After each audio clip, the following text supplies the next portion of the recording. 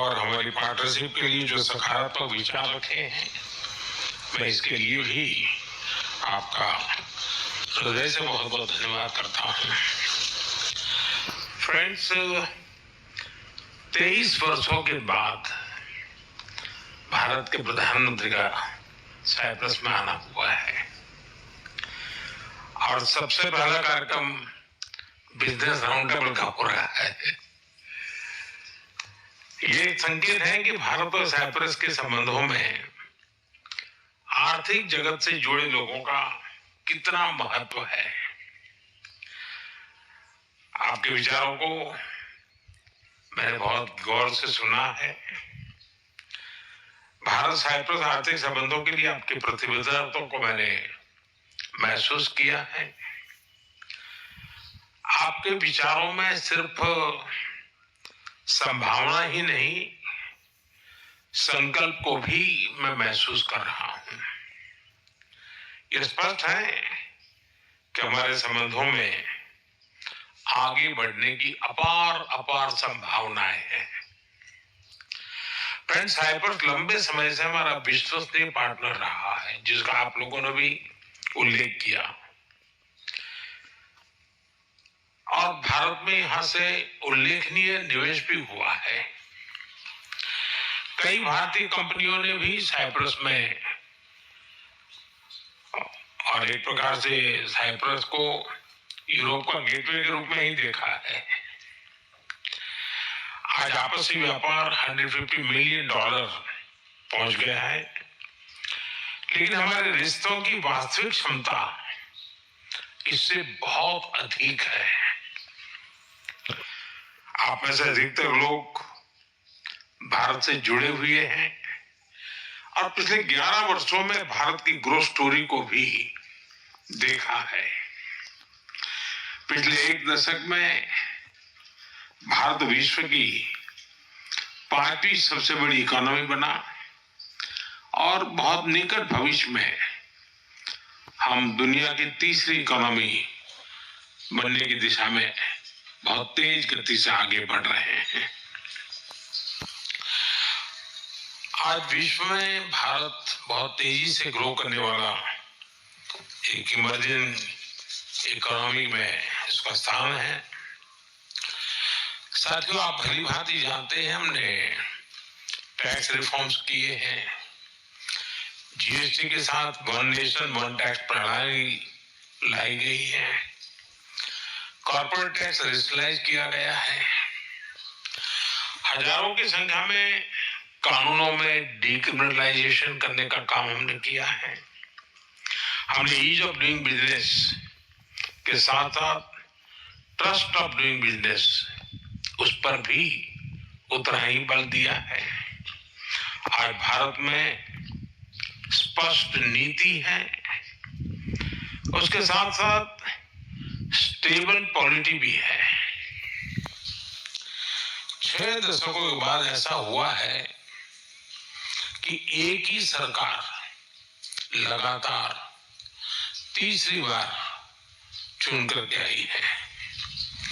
भारत की demographic division और talent से आप भली भांति परिचित हो और आपकी बातचीत में भी इसका जिक्र हुआ है। पिछले 10 वर्षों में डिजिटल रिवॉल्यूशन आया है। फाइनेंशियल इंक्लूजन एक मिसाल बना है। यूनिफाइड पेमेंट्स इंटरफेस यानी यूपीआई के माध्यम से आज विश्व का 50% डिजिटल ट्रांजैक्शन भारत में होता है। फ्रांस जैसे कई देश इससे जुड़े हैं। साइप्रस को भी इससे जोड़ने के लिए बात चल रही है और मैं इसका स्वागत करता हूं। भारत में फ्यूचरिस्टिक इंफ्रास्ट्रक्चर के विकास में हम $100 बिलियन से अधिक का सालाना निवेश कर रहे हैं।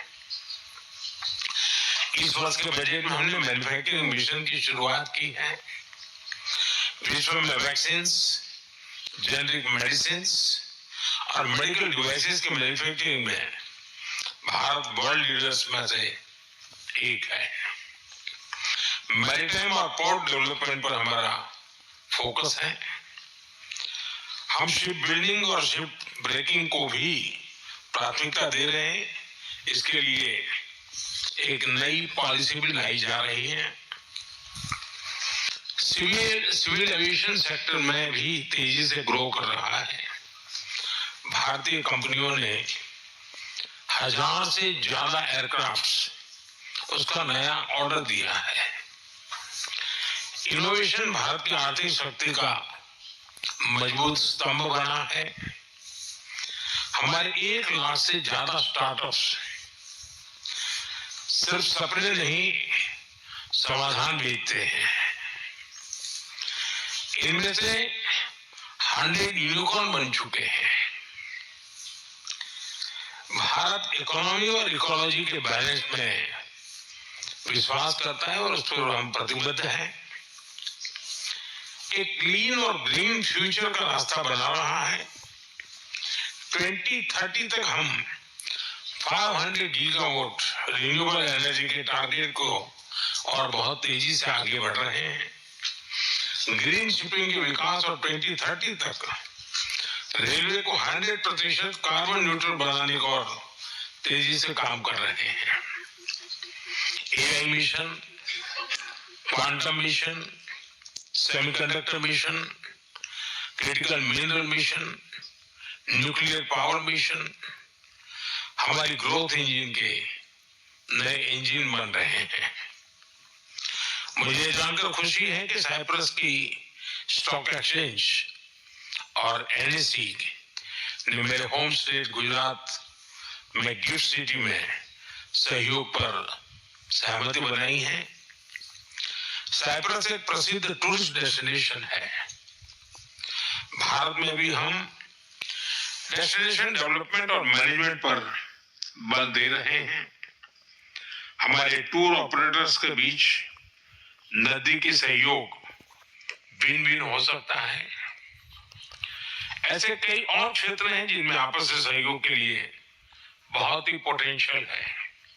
फ्रेंड्स, पिछले महीने भारत और यूके के बीच एक एम्बिशियस एफटीए पर सहमति बनी है।